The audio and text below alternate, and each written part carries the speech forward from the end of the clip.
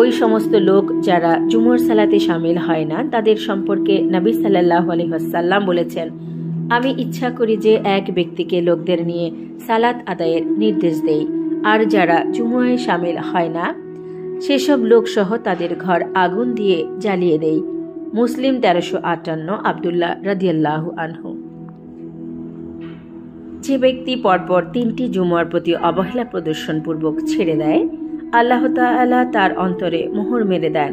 নাসাই 1372, আবুল জাদ জামরি রাদিয়াল্লাহু আনহু, ইবনে মাঝা 1125।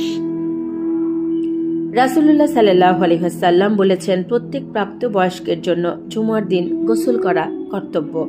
বুখারী 846, আবু সাঈদ খুদরি রাদিয়াল্লাহু আনহু 811, 828, মুসলিম 1827।